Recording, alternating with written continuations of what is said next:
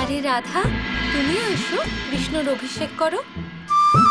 আরে আমার মিষ্টি মিষ্টি সুন্দর সখীরা, এখানে আমার অভিষেক হচ্ছে আর তোমরা কোথায় মন দিয়ে আছো? এসো, সবাই এখানে চলে এসো। আরে তাড়াতাড়ি করো, তাড়াতাড়ি চলে এসো।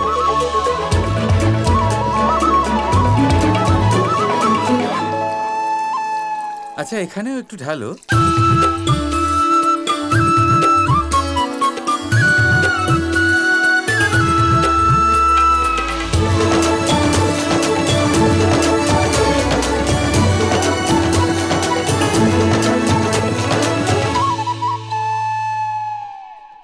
আমি জানি তুমি কি করছো কৃষ্ণ। এবার আমিও তোমার কোনো কাজ করব না যতক্ষণ না তুমি আমাকে সম্পূর্ণ সত্যিটা বলছো। আমি আমার কানাইয়ের ব্যাপারে আরেকটা কথা বলবো। ও কিন্তু দোলায় দুলতে খুব ভালোবাসে। ওর ছোটবেলায় আমি ওকে দোলায় শুইয়ে দিতাম। এত দুষ্টু ছিল যে আমাকে সব সময় বিরক্ত করত, কিন্তু দোলায় শুলে একদম শান্ত হয়ে যেত। আজ আমার ইচ্ছা আমরা সবাই মিলে আজ আমার কানাইকে দোলায় দোলাবো। কিন্তু মা, সে তো বাল্যকালের কথা, এখন তো কত বড় হয়ে গেছে। লোকেদের ইচ্ছে করে বিরক্ত করে ও। ও আর এখন ছোট বাচ্চাটি নেই যে আপনি এইসব করবেন ভাবছেন। না না না না না, এটা তোমার ভ্রম রাধা। এরকম কিছুই নয়, আমি এখনো খুবই ছোট। যারা আমাকে ভালোবাসেন আমি তাদের সেই রূপেই দেখা দিই যা তাদের পছন্দ। আর এই কথাটা আজ না হলেও কখনো না কখনো তুমি বুঝেই যাবে। মা, দেখছেন আপনি কিরকম মায়াবী কথা বলছে ও। নিজেকে ছোট বলছে, আবার বলছে সবাইকে আলাদা আলাদা রূপে দেখা দেয়। ছাড়ো ওর কথা, ও তো এরকমই। হ্যাঁ মা, আপনি আমাকে দোলায় দোলান, আমার খুব ভালো লাগবে। যার ভালো লাগবে সে আসবে, আর যার ভালো লাগবে না সে আসবে না, কোনো ব্যাপার নয়। ঠিক যেমন এখানে রাধাকে দেখে নিন। এবার রাধার ভালো লাগছে না, কোনো ব্যাপার নয়, ওকে আসতে হবে না, চলে যাক এখান থেকে, যাক না, ঠিক আছে।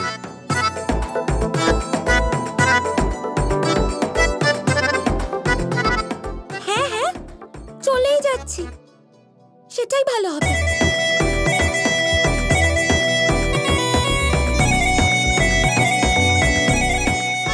রাধা শোনো মা, রাধা আমার কথাটা শোনো। কানাই, কানাই তুই এটা কি করলি? যে তোর দোলা সাজালো, যে এত সব আয়োজন করলো, তুই তাকেই রাগিয়ে দিলি কানাই। আরে না না মা, আমি তো রাধার সাথে মজা করছিলাম, সেরকম কিছু নয়।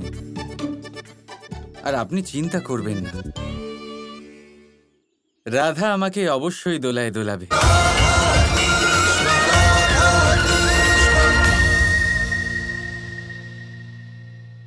মান তোমারে মানাই আমি, তুমি হাসলে হাসি আমি। এসে গেছো তুমি? যখন রাধা দুঃখ পেয়েছে তখন কৃষ্ণকে তো আসতেই হবে। দেখো, একে তো তুমি আমায় বিরক্ত করো, তারপর মান ভাঙাতে আসো। এইবার আমি তোমার কোনো মিষ্টি মিষ্টি কথায় ভুলবো না। এসো, এবারে নিজের কথা রাখো আর বলো নিজের সত্যিটা। অবশ্যই বলবো, কিন্তু এখন তোমাকে কারোর সাথে আলাপ করাবো। একদমই নয়, আর আমি কোনো কথা বিশ্বাস করব না। এখানে প্রশ্ন তোমার কৃষ্ণের জীবন আর মৃত্যুর রাধা।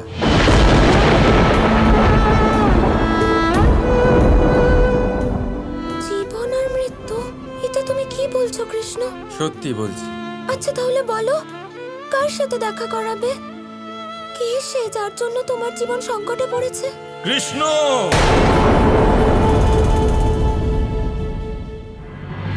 প্রচারেতি জ্ঞানেশম সর্বশাস্ত্র বিশারদম যজ্ঞাচার্যম। দেখো, যার কথা আমি বলছিলাম উনি এসে গেছেন।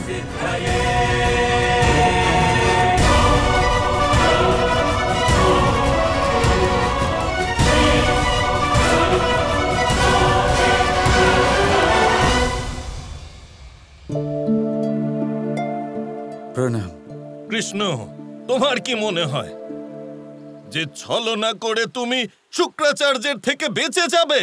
না,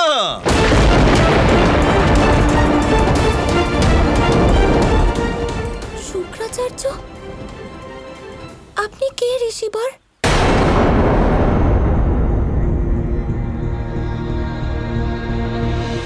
আরে তুমি ওনাকে চেনো না? আরে উনি তো গুরু, একজন সব থেকে বড় গুরু। তুমি জানো ওনার এত শক্তি আছে যে উনি প্রলয় আনতে পারেন। আর এবারে দেখো, উনি আমার প্রাণ হরণ করতে চাইছেন। না না ঋষিবর, এরকম করবেন না। আমি জানি যে আপনার এই ক্রোধের কারণ নিশ্চয়ই কৃষ্ণ বা ওর কোনো ভুল, কিন্তু তার জন্য আপনি কৃষ্ণের প্রাণ নেবেন না। ক্ষমা করে দিন কৃষ্ণকে। কে তুমি বালিকা? একজন সাধারণ মেয়ে হয়ে তোমার এত সাহস যে তুমি আমার আর কৃষ্ণর মাঝে কথা বলছো? যদি আমার ক্রোধের আগুনে তুমি ভস্ম হয়ে যেতে না চাও, তাহলে এক্ষুনি এখান থেকে চলে যাও। এই মুহূর্তে চলে যাও রাধা, এটাই সঠিক হবে। না কৃষ্ণ, আমি তোমার কিছু হতে দেব না।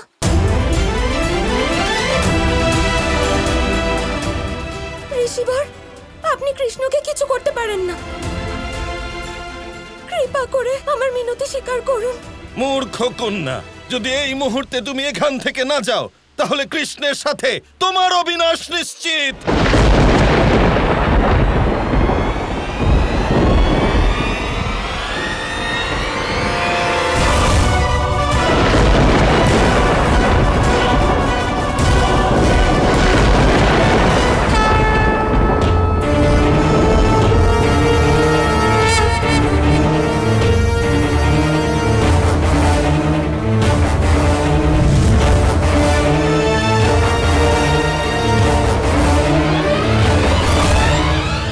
রাধা, তুমি চলে যাও এখান থেকে।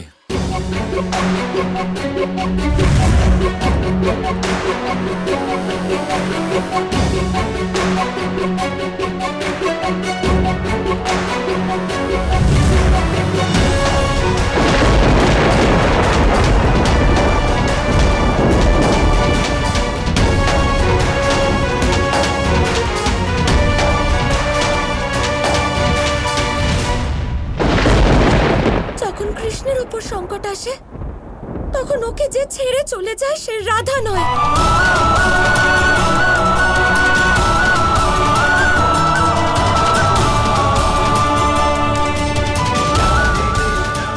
চালান নিজের অস্ত্র ঋষিবর, আমরা তৈরি।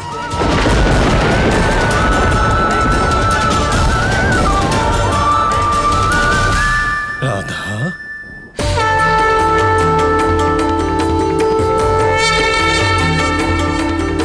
महालक्ष्मी स्वरूपायै श्रीराधायै नमो नमः।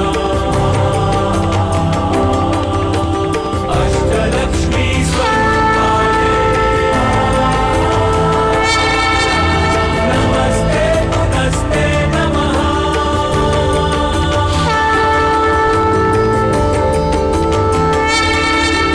महालक्ष्मी स्वरूपायै श्रीराधायै नमो नमः।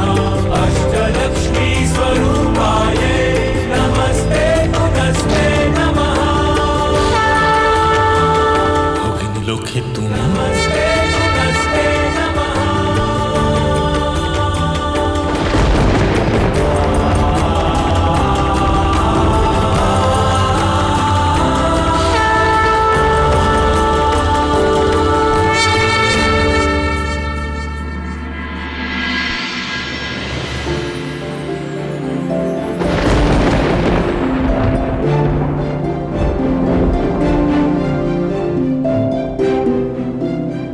বোন আমার, তুমি এখানে?